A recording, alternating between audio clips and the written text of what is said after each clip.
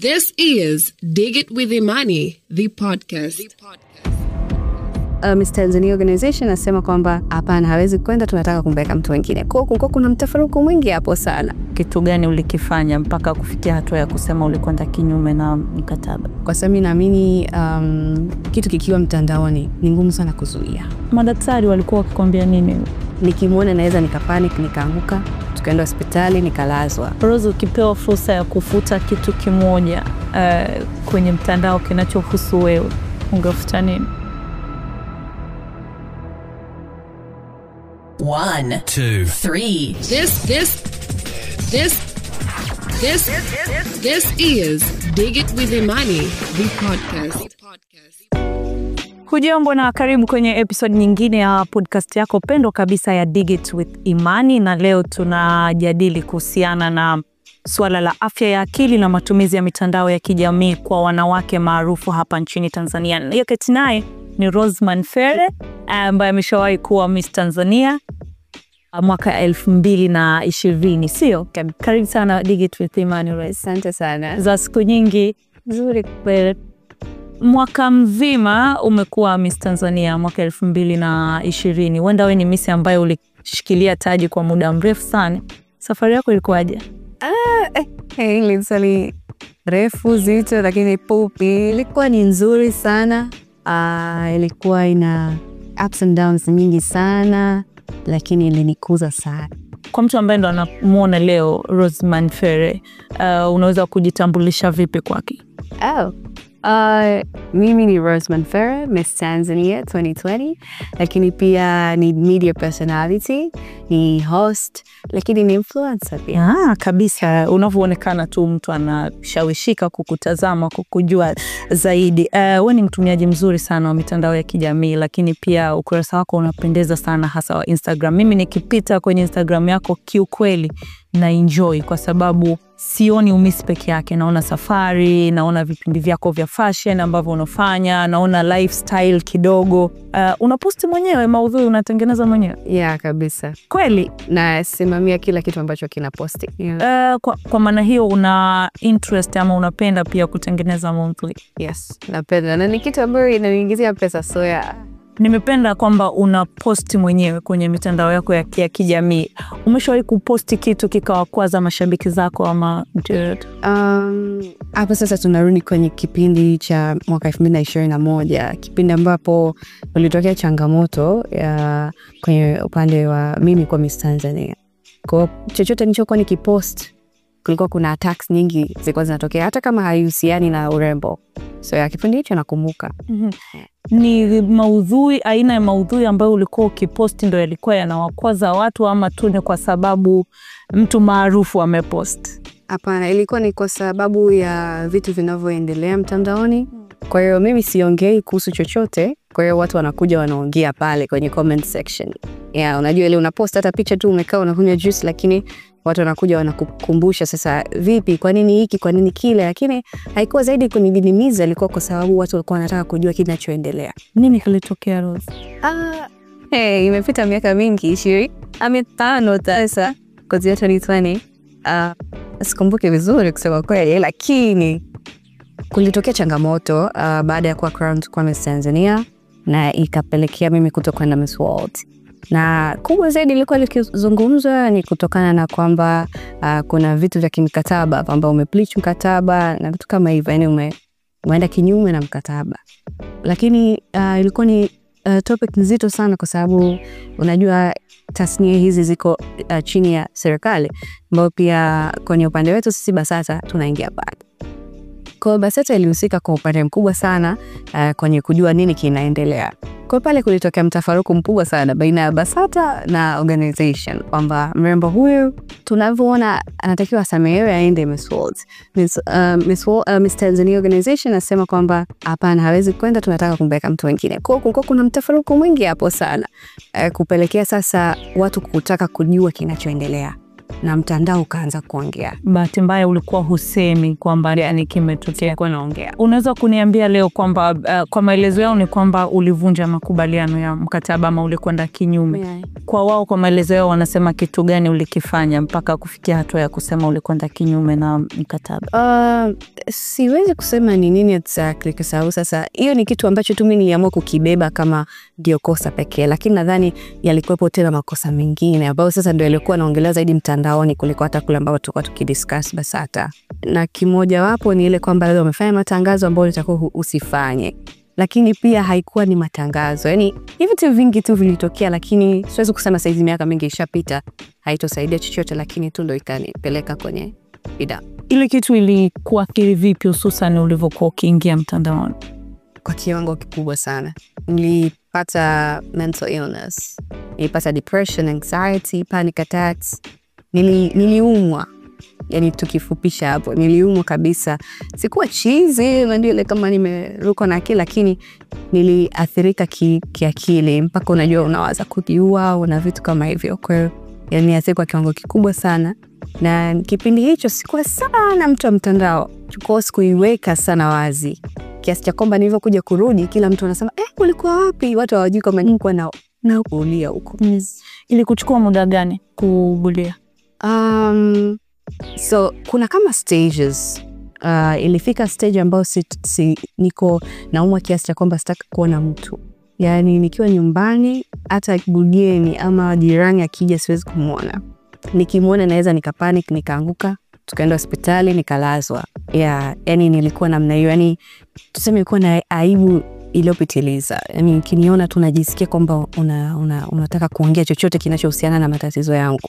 Kwa sitaki kusikia. Ikafika wakati ambapo sasa nikapata matibabu tuseme, lakini pia nikaanza kukubaliana na hali na kuanza kujitafuta mimi kama mimi nirudi kama mwanadamu sasa. Unajua niache sasa Tanzania pembeni, nijilinde mimi kama Rose. Na hapo sasa ndo nilipoanza kutoka sasa nje, kuanza kuona watu ni watu wa kawaida, amna mtu anayejali kuhusiana na nini kinachoendelea, lakini paka nikarudi sasa kwenye media. Yani unajua ile kwamba kwa sababu mimi ni mrembo, watu watataka kuni interview, watataka niongelee kitu fulani kwa sababu ya jamii. Kwa hiyo nikaanza kurudi tena huko. Kwa hiyo ilikuwa inachukua hatua nyingi sana, lakini kupona ile mpaka nimepona. Naweza nikasema hiyo ilikuwa 2021 mpaka 2023. Yes. Madaktari walikuwa wakikwambia nini kienda ili kuhakikisha kwamba unarudi kwenye hali ya kawaida? Madaktari, unajua kwanza issue ya mental health ni ya tofauti sana. Mwanzo nilikuwa naenda hospitali tu kama naumwa. Nimekaa nyumbani nimejisikia vibaya na napeleka hospitali ninaumwa. Kwa hiyo mara nyingi walikuwa wanajaribu kuniuliza maswali, unajua wengi sio hii kitu. Kwa walikuwa wanauliza tu maswali, mmemfanyaje? Mbona iko hivi? Kwa nini? Yani hawaelewi. Kwa wanabasi tu msimfanye hiki na kile, lakini sasa kwa wale madaktari wenyewe wanaoelewa, wakawa wanajua wanasikia story yangu na vitu, unajua vile vitu vyote vina affect hata wewe maisha yako ya kawaida. Kwa hiyo walivyokuwa wakirudi kwenye upande wa maisha yangu sasa ndo wakaanza kuniambia kwamba inabidi wewe urudi kuwa wewe kwanza. Achana na vitu vyote vibeba title yote umaarufu, nitakuwa urudi wewe kama wewe sasa, kwa sababu utaweza kupokea magonjwa mengine makubwa, magonjwa ya moyo na vitu kama hivyo. Kwa hiyo hautakiwi kufika huko. Kwa hiyo hicho ndo ambacho madaktari walikuwa wakiniambia zaidi nikiwa naumwa sana. Umeniambia maoni yalikuwa mengi, na hata tu ukipakia picha labda unakula ama unakunywa juice, watu watakuja watakuatake, Rose hivi, Rose vile. Ulivyokuja kurudi kwa mara ya pili, comment zilikuwa ni zile tena? Okay. Situation yangu ilikuwa tofauti kidogo na situations za watu wengine mtandao nadhani. Nilivyokuwa Crowned watu wengi walinipokea vizuri kabisa, walinipenda sana. Hata wewe asante. Kwa nilivyokuja kupata matatizo mengi yalikuwa akisemwa ni ile kwamba kwa nini haendi Miss World? Amefanya kitu gani? Na comments ambazo zilikuwa negative ni kwamba kwa sababu walikuwa wanaongelea kwamba ni mtovu wa nidhamu. Sasa unajua vitu vilisha kutokea nyuma kwenye mashindano. Wengi wanafahamu kwamba hautakiwi kuwa na mtoto wakati uko mrembo. Kwa hiyo watu wakawa wanaleta yale maneno. Kwa hiyo hicho nadhani ndio kitu ambacho kilikuwa kinani affect zaidi kuliko hata kutokwenda Miss World. kwa sababu hiyo mimi sio kitu ambacho nilikuwa na dream tangia niko mdogo. Nilikuwa na yani kwamba siku moja niende Miss World, nikifika pale kwenye stage ya Miss World labda ndoto yangu itatimia. Hapana, ilikuwa ni kuwa Miss Tanzania, niweze kuonyesha nilicho nacho, ile urembo unisaidie ile title nisaidie vitu vyangu ambavyo nataka kuonyesha kwenye jamii. Kwa haikuwa zaidi kwenda Miss World, kwa haikuni affect. Kwa maneno ya watu mtandaoni ndio yalikuwa yakini affect sana. Kwa hiyo nikiona hata moja inasema negative, ilikuwa ina affect. Nakumbuka siku moja nimeshika simu, nimesema tu comment moja ikanijia kichwani, inaenda hapo nikaumwa. Kwa hiyo ikafika wakati siruhusi kabisa simu. Uliwezaje sasa ku maintain, kwa sababu wewe unasema ulipotea kiasi, lakini mimi napenda urembo, nafuatilia mashindano ya Miss, sio tu Miss Tanzania yani sana. Nilikuwa naona labda unaweza usiposti wiki, yani ulipunguza tu ile kuwa mtandaoni sana mara nyingi, lakini bado nilikuwa nakuona unadonoa na bado nyuma ya pazia unasema ndio ulikuwa unapitia hayo yote. Uliwezaje ku balance hivi vitu viwili? Afya yako ya akili haiko sawa, lakini bado unatakiwa ku stay relevant mtandaoni. This is Dig It With Imani, the podcast. Yeah. Kwa hiyo jamani, sijui hata nifanye, ni Mungu tu. Nadhani hizo therapies, lakini nilikuwa mtu kusali sana. Iliweza kunitoa kwenye ile kwamba niko najisikia vibaya mtu akisema chochote. Iliweza kunitoa huko, maombi na madaktari na kila kitu. Kwa hiyo kwenye swala la kurudi sana mtandaoni na kuweza kupost hata kama bado napitia, unajua ukiathirika mentally, haimaanishi sasa watu tu waje waseme kuhusiana na Miss Tanzania ndio utaumwa. Iko ina affect hata nikipitia changamoto yote ndogo, kwa sababu sasa akili yangu haijakaa sawa na kuwa naumwa. Na hata nilibidi nirudi shule, haikuwa rahisi. Kwa hiyo masomo kinjana kidogo naumwa. Kwa hiyo unaweza kuelewa kwamba haikuwa zaidi tena kwa sababu ya tukio lililotokea. Ilikuja sasa kwenye maisha halisi. Changamoto yote ninayopata kidogo najisikia vibaya. Kwa hiyo sasa kwenye upande wa kupost nikaanza kuwa sasa kustay too positive. Niweze kupost maudhui ambayo nadhani mimi yananifanya nisikie vizuri. Mfano labda nikienda kwenye event, nakumbuka alikuwa na captions ndefu sana. Naandika kitu labda naelezea ili mtu akitaka kuongelea basi aongelee kile kitu ambacho nimekiandika pale. Aongelee zaidi kuhusiana na vile ambavyo nimeandika. Na haikuwa rahisi pia kurudi mtandaoni, kwa sababu unajua kuna ile kwamba narudi kufanya nini. Unajua? Lakini mwisho wa siku nadhani Mungu na kuendelea maisha ilinisaidia kwamba kumbe kuna more than Miss Tanzania. There's more to that. Kwa hiyo sikuwa na tabu sana, nikaanza kuexplore ile vitu vipi ambavyo vinakuja kwangu. Na nadhani watu walifurahi sana nilivyorudi. Kwa hiyo walinipokea vizuri na mimi nikaichukua hivyo. Wow. Ulijaribu labda kwenda kushtaki baada ya kuona zile comment mbaya, na unajua kabisa labda tuna sheria ya makosa ya kimtandao, ulijaribu labda kwenda polisi? Hapana, kwa kweli hata sikuwahi kuwaza, kwa sababu mimi naamini kitu kikiwa mtandaoni ni ngumu sana kuzuia.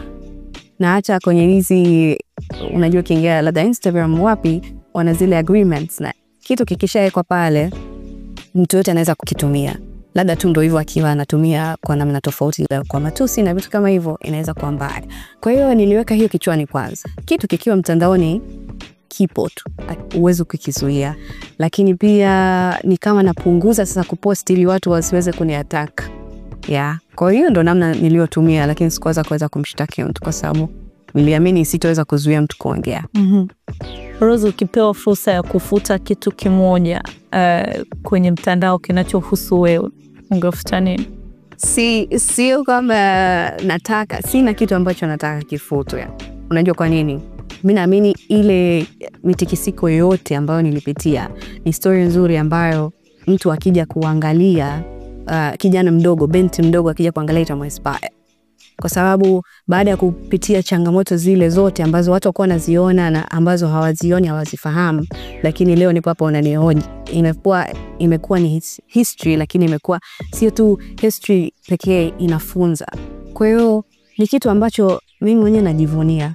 nimeibeba kama historia yangu ya kuinspire watu wengine kwamba hata kama unapitia kitu gani, hata kama mimi nilisema maneno mengi sana ya kuoneshana kwamba nikashushwa thamani, lakini pia nikatolewa kwenye ramani kabisa, lakini kuweza kurudi imekuwa kama mimi mwenyewe najivunia kwanza hicho kikubwa sana. Kwa hiyo sitamani hata kitu kidogo kifute, na lakini najizuiaga kwenda ku research kwa angalia ni nini kilitokea, kwa sababu kumbuka nilitoka mtandaoni, kwa vingi sikuviona.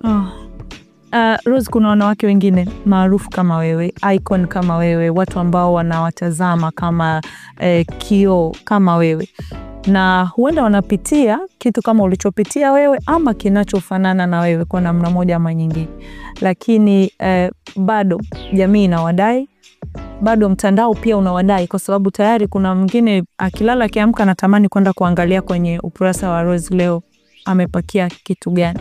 Lakini sio kila unachopakia leo labda ni leo kwa sababu tu unataka tayari kuna watu wananitazama. Ni rahisi ama ngumu kiasi gani kufanya hivyo? Ni ngumu kwanza kama wewe ni mtu kweli wa mitandao ambaye unatengeneza maudhui ambayo yanakufanya uwe kwenye stage fulani kwenye maisha, lakini anakukuza na kupatia pesa, ni ngumu. Lakini pia ni rahisi kama utaamua kujiweka wewe kwanza.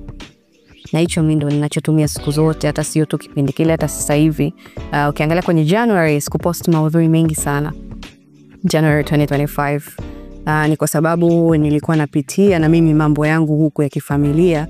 Nilipata msiba, lakini ikaongea rafiki yangu naye wa karibu sana alifiwa na ndugu yake. Kwa hiyo haikuwa rahisi, lakini nilijipa muda kwamba sawa, nataka kuwafeed watu waone na furaha, lakini sina furaha. Kwa hiyo inabidi nipumzike. So mimi najiruhusu kuchukua muda, hata kama kitachukua muda gani, lakini tu naangalia sasa hapa nisikae sana. Naweza nikapost kitu leo na nikakata siku 10 sijapost, ni kwa sababu mimi huku najipa muda mwenyewe wa kuheal ama wa kufanya mambo mengine. Kwa sababu kwanza tunataka kufahamu internet haitudai. Watu ambao tunawekea maudhui hawatudai kama haisiani na mambo ya malipo na vitu kama hivyo.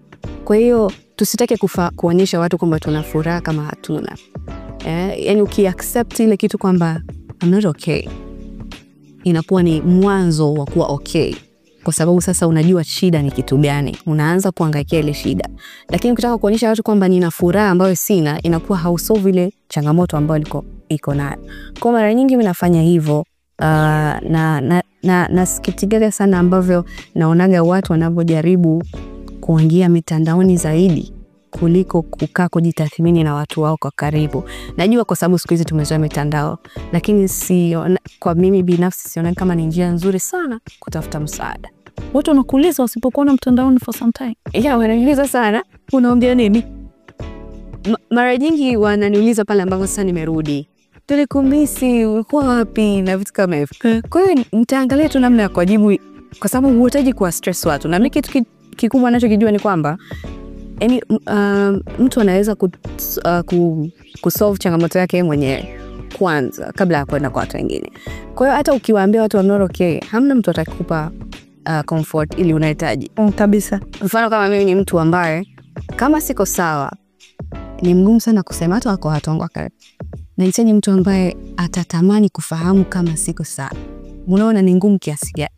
Kwa hiyo nikileta mtandaoni siwezi kupata watu wa namna hiyo. Kwa hiyo mara nyingi nakaa nikishakuwa sasa ndo jamani nilipona changamoto hivi kama naweza kusema. Lakini kama siwezi kusema tu nitarudi alafu tuendelee na maisha. 1 2 3. This is Dig It With Imani, the podcast. Kwenye kazi, kwenye maisha, watu wengi wana watu ambao wanawatazama kama kioo. Kwenye maisha ya mtandaoni, ni mtengeneza maudhui gani ama ni mtu gani anakuvutia kwenye matumizi ya mitandao? Ni swali zuri sana. Wako wengi kusema kweli, na kama walivyoanza kuchanganua mwanzo pale kabisa kwamba nina maudhui tofauti. Kuna mambo ya fashion, kuna lifestyle, kuna vitu ni vingi. Travel. Mimi ukienda vacation na mimi nakuwa kwenye virtual vacation. Yeah, so wako wengi sana. Obviously kuna warembo wengi wa dada zetu. Hamisa Mobeto ananiinspire sana. Sasa ukija kwa Hamisa ananiinspire kwenye zaidi kazi zake anavyozifanya kupitia mtandao. Tunamwona yeye ni brand ambassador. Yeah, alianza kama model lakini zaidi kwenye ile brand ambassador ule ndo naangalia sana. Namna anavyotengeneza maudhui yake, anavyoweka very professional, ananifresh sana. Kija kwenye upande wa fashion, Flaviana Matata. Yani sasa sio tu kwenye fashion, yeye anapenda hadi lifestyle anavyofanya. Unakuta anapenda sana watoto, mimi ni kitu napenda. Kwa hiyo namtazama sana kwenye upande huo.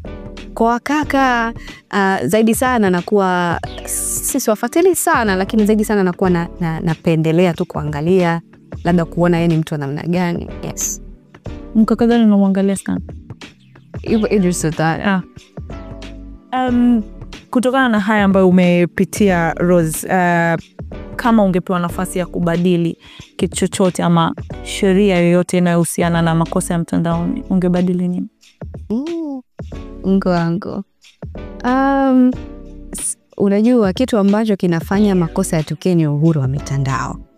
Na sidhani kama ni kitu cha kuweza kirahisi sana kuweza kubadilisha, kwa sababu mitandao iko pale ili watu waweze kuwa expressive. Kwa hiyo uhuru mwingi sana unafanya hiyo vitu viende tofauti kidogo. Kwa nadhani hicho, lakini sidhani kama kinawezekana kama nilivyosema, lakini watu wanakuwa wanapitiliza, hawaangalii vitu wanavyoviona kwa jicho la tatu, wanaangalia tu kwa sababu huyu ni mtu ana maisha mazuri, ana furaha, lakini leo amefanya hivi, ngoja tutafute kasoro. Unajua, wanaangalia pana neno na huwezi kuzuia watu. Kwa hiyo sidhani kama inaweza kuzuia uhuru wa mitandao.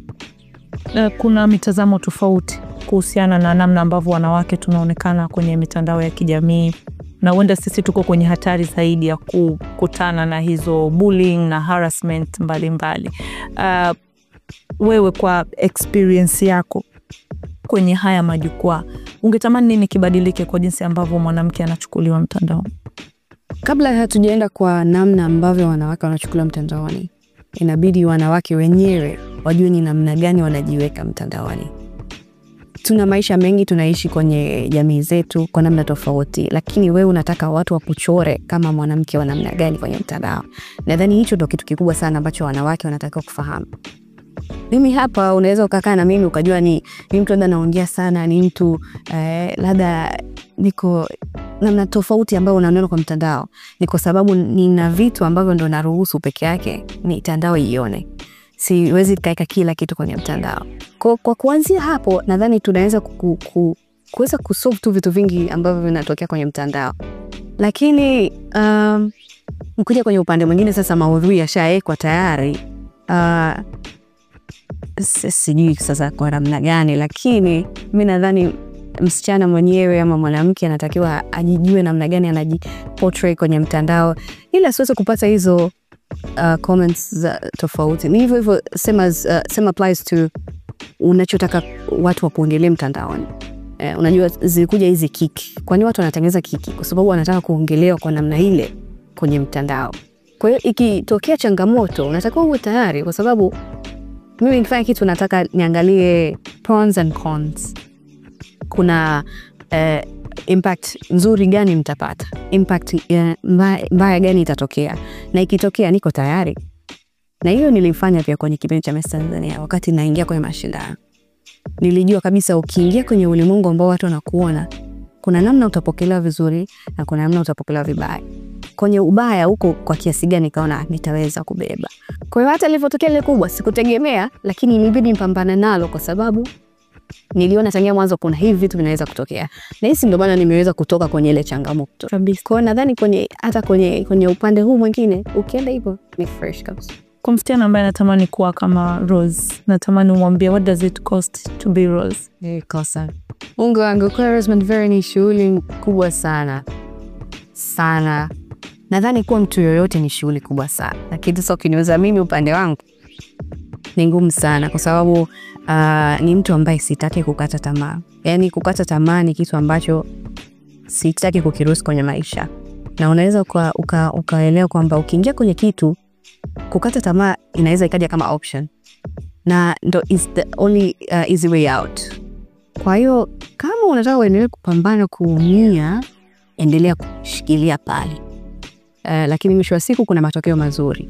Kwa Quarterman Fair inahusisha kabisa kutokukata tamaa, ambayo itakupeleka kwenye changamoto lakini utatoka. Kwa ni nzito lakini I can manage kwa sababu Quarterman Fair. Tutegemea kukuona tena ukihost shows za fashion. Yeah, of course, kwa sababu ni kitu napenda. Napenda sana. Niko nafanya tangia niko mdogo. Najifunga vizuri, navaa vizuri, naanza welcome to my shirt, this is Quarterman Fair. So ni kitu ambacho napenda. Naweza nikaonekana zaidi kwenye majukwaa, naweza nikaonekana zaidi kwenye red carpet. Lakini kwenye TV nadhani tusubiri kwanza. Umejipa break kia. Yes, niko naangaikia mambo mengine na tarudi kwenye upande mwingine. Yeah. Muda wetu unatupa mkono. Swali langu la mwisho, Rose, ukitake break, mimi mara nyingi wanawashauri watu kama unaona unapitia changamoto kama wewe, chukua break, ni sawa hata kama ni maarufu na unajua audience inakudai. Huwa inakufrustrate ukichukua break kwamba umeamua sasa hizi sitapost, especially ile ambayo hukuipanga, like tu nimepata tatizo fulani ama nime-experience harassment au bullying fulani, then ngoja nichukue break akili yangu ikae sawa ndo nirudi. Huwa inakufrustrate kwamba unatamani nina hiki kitu I wish ningepost lakini niko kwenye break. Yeah. Unajua kwenye kujipa break haujiambii kwamba sitopost. Unajiambia kwamba nikipost kutatokea shida. Ama nikipost watu wata expect more and more. Unajua Kwa ukijipa break hiyo changamoto kwamba mbona kama ninapitwa? Mbona kama mitandao sioni unajua ule ndo tunaona kama ndo ulimwengu wenyewe. Kwa hiyo nisipokuwa kule mbona kama nimepitwa na vitu vingi sana. Na hata ndo hivyo inakuwa. Unakuta hata kwenye ukipitia vitu ambavyo unapenda unaona sikukiona, kuna show ilitokea kumbe ilikuwepo, yani vitu kama hivyo. Kwa hiyo inanifrustrate kwenye namna hiyo, lakini naona sasa ni muda kule natakiwa kupumzika. Nije vizuri kwa sababu mimi sifanyi tu kuwepo mtandaoni kwa sababu nataka kuwepo mtandaoni. Na consider mtandao kama kitu ambacho kinanikuza kwenye career, kwenye namna tofauti. Kwa hiyo natamani nirudi na akili ambayo itanipa jicho la kuona vitu ambavyo natamani kuviona. Naona akina Hamisa Mobeto wamefanya kazi na nani na mimi kapitiaje hapa, unaona vitu kama hivyo, lakini furaha, vichekesho vile, udako kidogo. So yeah. Rose, asante sana. Umetupa elimu nzuri, ni motivation pia kwa young lady popote pale ambapo anasikia, anajua kwamba kuna kubounce back lakini kuna kurudi, lazima kukata tamaa mwiko. Nadhani hiyo ni slogan yako. Yeah, slogan nzuri sana na ni highlight nzuri sana ya kuondoka nayo siku leo. This is Dig It With Imani, the podcast.